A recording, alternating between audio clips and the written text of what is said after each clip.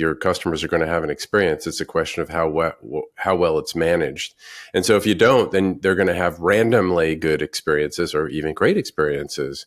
But that difference between consistently great experiences, especially amongst your best customers, your most valued customers, can make all the difference in the world. So like a question you might want to ask is, for every 1% improvement in pick the CX metric, what would that mean to customer loyalty and in turn to your bottom line? Welcome to Insights Unlocked, an original podcast from User Testing, where we bring you candid conversations and stories with the thinkers, doers, and builders behind some of the most successful digital products and experiences in the world, from concept to execution. Welcome to the Insights Unlocked podcast. I'm Nathan Isaacs, Principal Content Marketing Manager at User Testing. And joining us today as host is User Testing's Bobby Meixner, Vice President of Solution Marketing. Welcome, Bobby. Hello, everyone. And our guest today is Mark Slatin. Mark is a nationally recognized customer experience leader, educator, and host of the Delighted Customers podcast. He's the creator of the Trusted Guide framework and a professor of practice at Michigan State University, where he helps the next generation of CX leaders excel. Welcome to the show, Mark.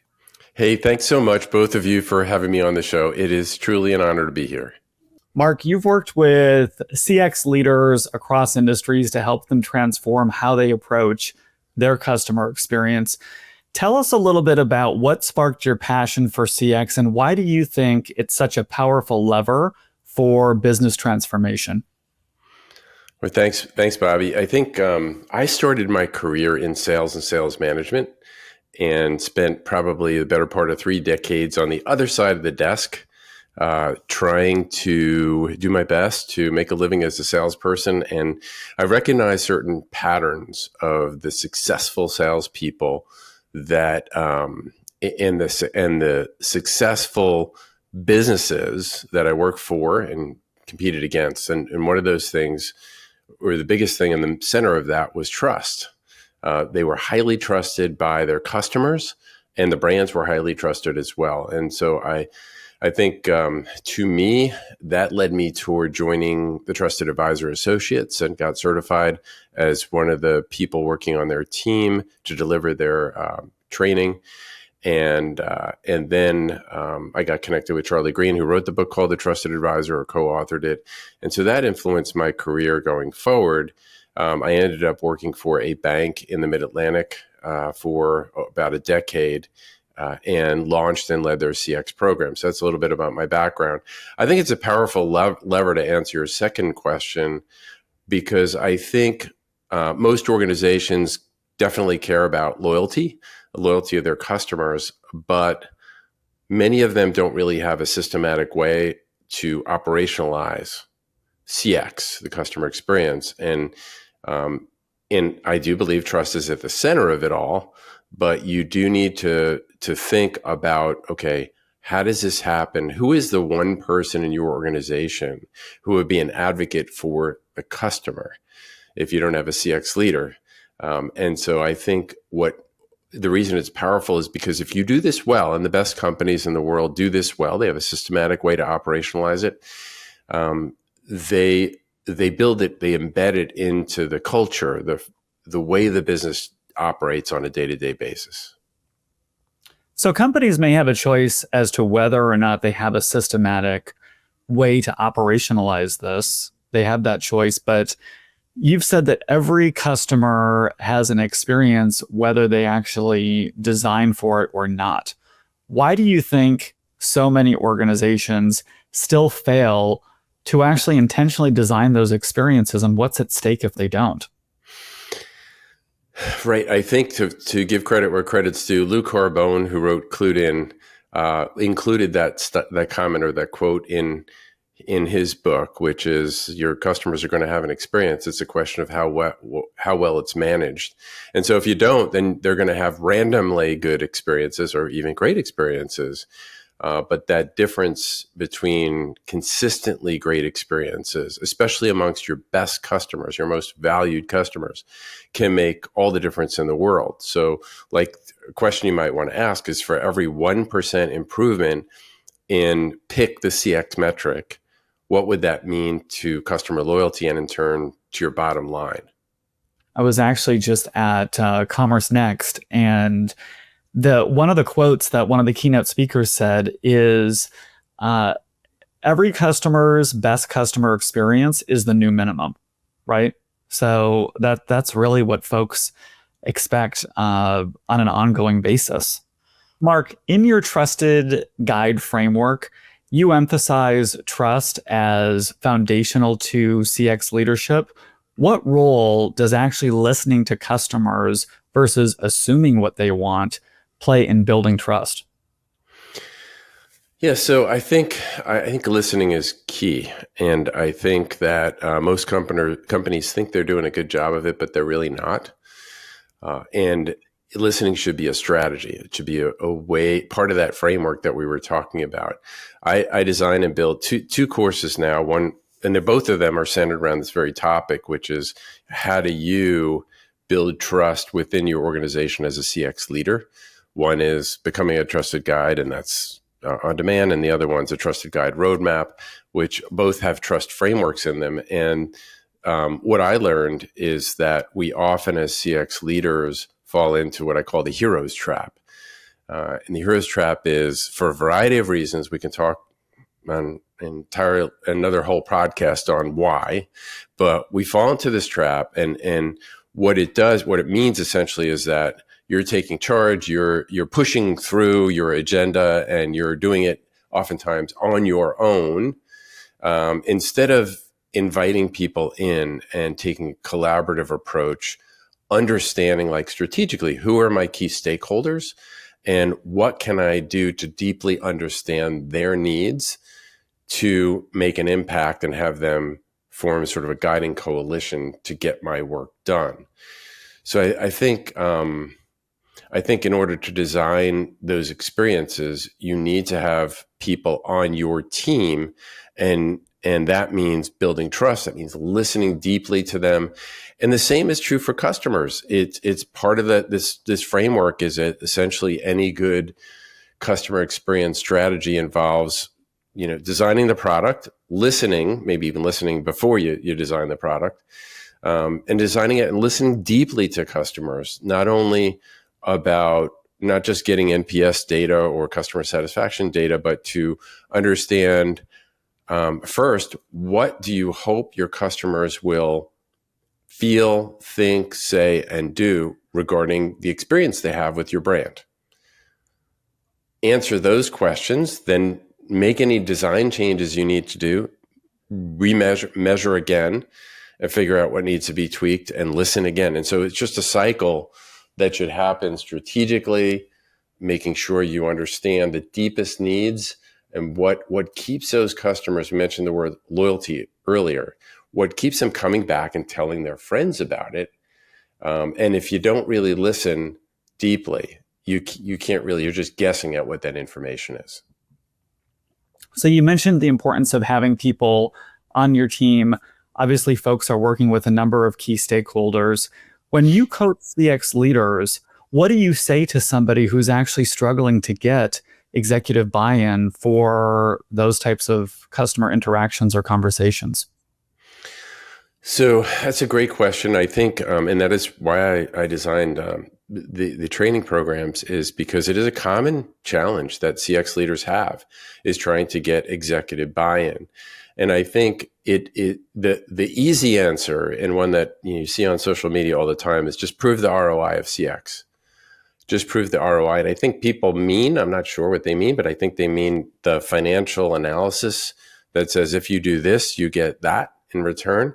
I think it's really important to have as a CX leader, have some of those arrows in your quiver to understand things like customer lifetime value or share of wallet metrics, or even you can use NPS as a way to, percentage of improvement in NPS an impact on the dollars that a company may get, either in revenue or income, however you want to measure it. But I think ultimately, people are people, and the C-suite, believe it or not, are people. And each one has a different set of things that motivate them. It's part of what we build into the course is, how do you understand the external, internal, and philosophical needs of each of your stakeholders once you've mapped out the landscape of who those people are and what drives them, what role they have, what influence they have in the decision-making process? So when I say external, I mean, what do they say overtly is their goals?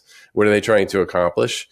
Your COO might say, we want to have the smoothest operation in amongst all of our peer group.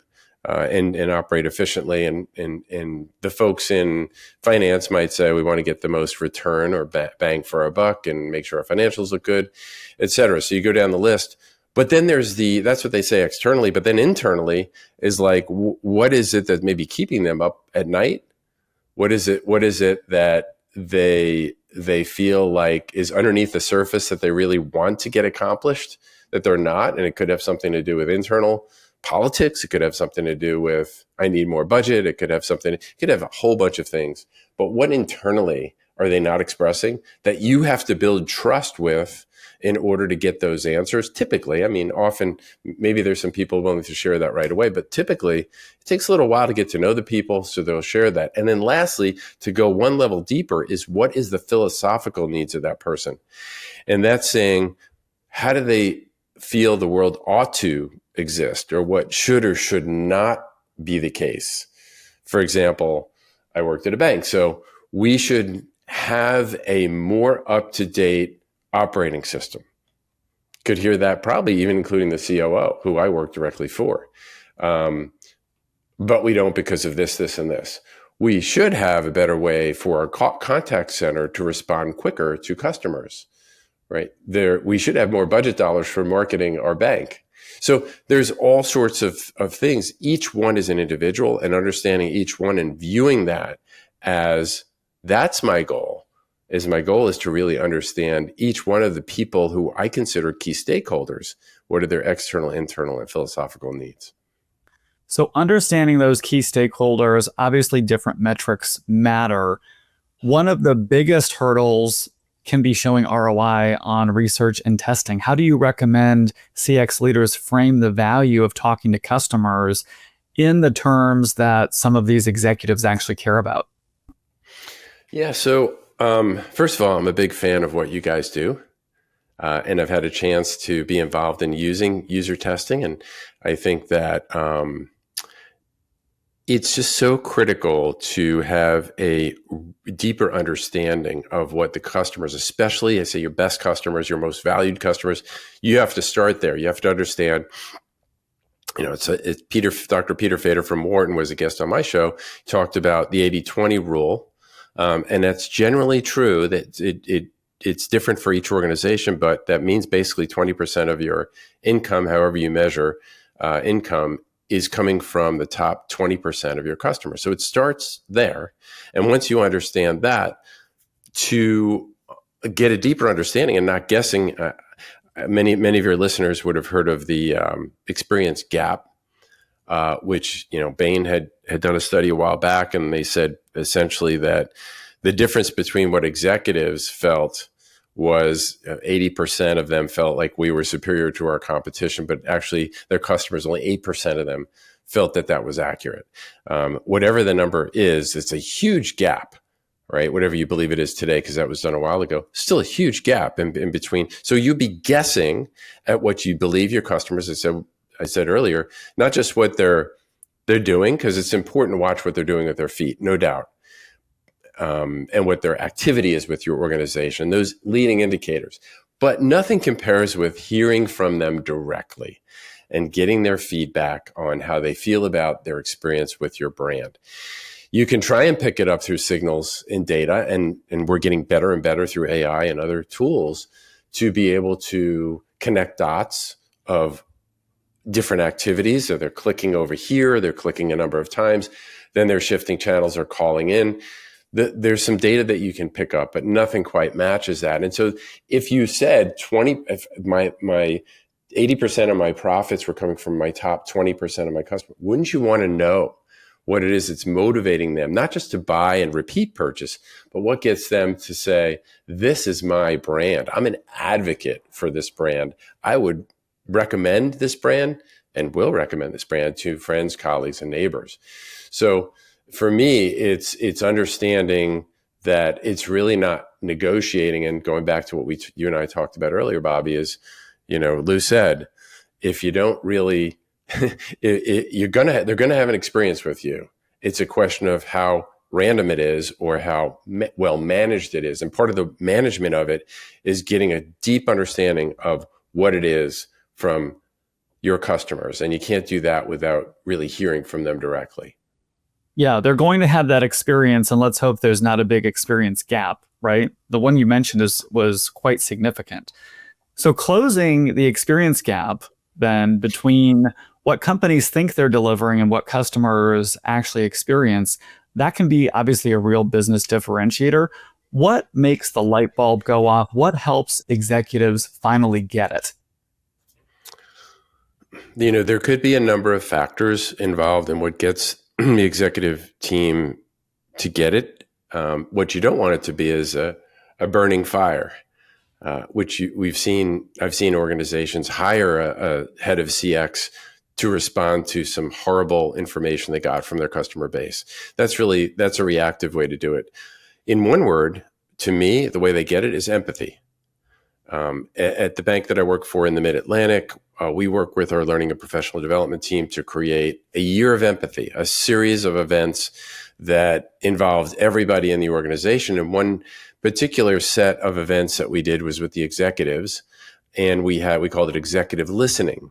And that was an example of executives rotating through the call center, literally putting on the headset, sitting next to a call center representative and watching them interact. And it was painful.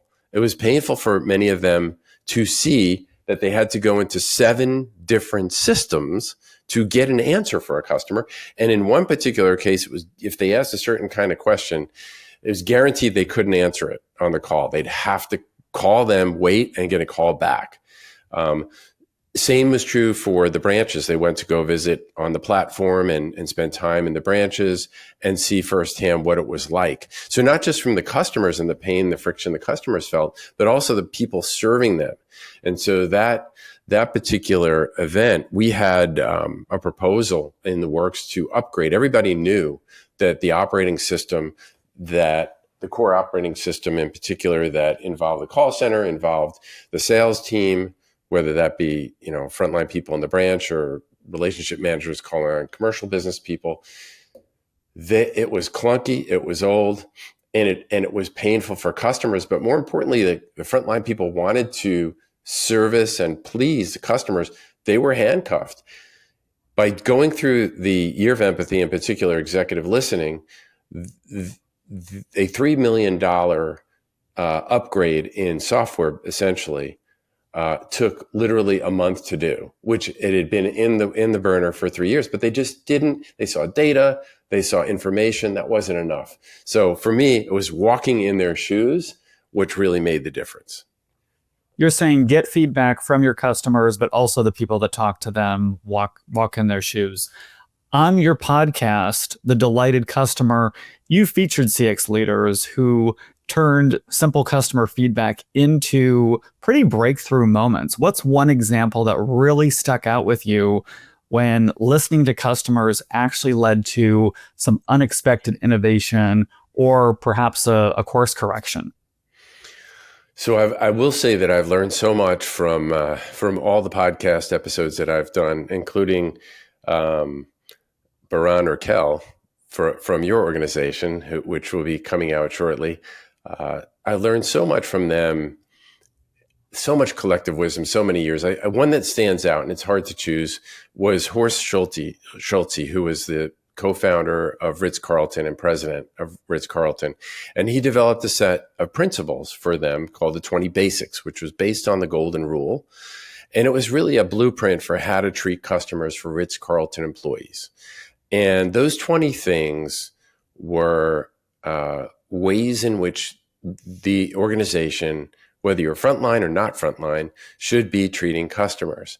And it was clear. It was clear. Brene Brown says, clear as kind. This is clear. And so more importantly, when you think about change management and what makes change, one of the key factors in change management, if you develop a set of principles or a methodology that reinforces the behaviors that you would like from your employees. The reinforcement piece was done at Ritz by having a daily stand-up. And each day, every Ritz-Carlton around the globe would take the same principle and discuss it amongst the group. How did you live out this principle today? How will you live it out? What opportunities do you see tomorrow for living this out? Can you share some examples? And they celebrated those examples. So, including Horst himself would go to locations and sit in on this daily huddle. What better way to really hear from the frontline staff and celebrate and honor those kind of behaviors that you'd like to see? And also, I would add, this isn't a one-way street here. So you could get feedback going back up the channel saying, this is friction, as the example I shared for just a moment ago, for our bank getting that $3 million software package approved for an upgrade, getting things done that need to get prioritized through leadership by hearing feedback on these daily huddles. So I think that one kind of stuck with me. Now, Mark, we rarely let anybody get out of this podcast without talking about AI. From your vantage point, what's the most exciting or maybe the most misunderstood thing about how AI is influencing customer experience today? Yeah, I'm with you, Bobby. I hear AI questions asked all the time, and rightly so. It's a new frontier for us. It's a lot of unknowns, and I am probably the least smart guest you had on AI. So I'm going to start with qualifying, put a disclaimer on myself and my own knowledge. I've had a lot of people on my show who are way smarter than me in general, but specific to AI. And I think leaders in general are still trying to figure this one out. I had an executive from Salesforce, Phil Nanis, who is the executive vice president of customer success for them. And that's a good example because Salesforce.com is focusing on trust first. And I think that means integrity of the data and how you use AI in the application. Make sure that there aren't unforeseen risks that you're putting in that could mess things up for customers and employees alike. So I think that's really smart. I think going back to our earlier conversation is when you think about a CX framework and strategy and the goal to improve the experience, especially for your best customers, deeply understanding how you can listen better to your customers, what they want, if it can help you design or deliver that experience in a more effective way by using AI to get metrics and measurements that we couldn't have access before, either because it was too difficult or it was too costly to get. How can you listen better? How can you then measure better? And then how can you make adjustments better?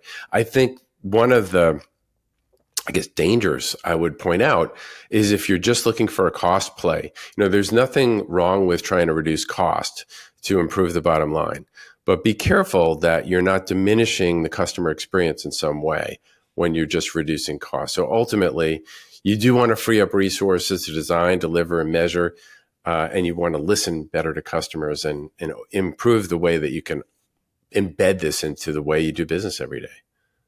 If you look ahead, what skills and mindsets do you think will be most critical for the next generation of CX professionals? I think one of the low-hanging fruits there is to change your mindset, speaking of mindsets, from NPS, voice of the customer manager, from journey mapping expert, from all the things that we do, the activities we do, to think about yourself as a change leader, right? That is a big part of what you need to do. And that means understanding what change management is, understanding what it means to lead change, understanding what it means for yourself as how trustworthy you are. And that means understanding the factors of trust. We talked earlier about being a hero versus a guide. I think that's going to be critical is building this guiding coalition by understanding who your key stakeholders are and developing those relationships, to not just do it alone, but do it in a collaborative way. Mark, thank you so much for being on the show. Really enjoyed our conversation. How does somebody learn more about you, your consulting and thought leadership, or the Delighted Customer podcast? Thanks so much. I think, one is to listen to the podcast. We just passed 1 million downloads of the show after about 3 years of doing this. And we're recognized by Forbes as a top 10 business trending podcast. So if you're interested in anything to do with delighting your customers, and we've had great guests, as I mentioned before, even people from user testing on the show. So grateful to visit. We're on all the major platforms, Delighted Customers. I mentioned there are 2 training programs. One is available through the CXPA site, and I'll give you a link so you can put it in the show notes. The website is empoweredcx.com. And lastly is the Trusted Guide Roadmap Masterclass, which is 5 weeks. You can find all that information on the website. Awesome. Thank you, Mark.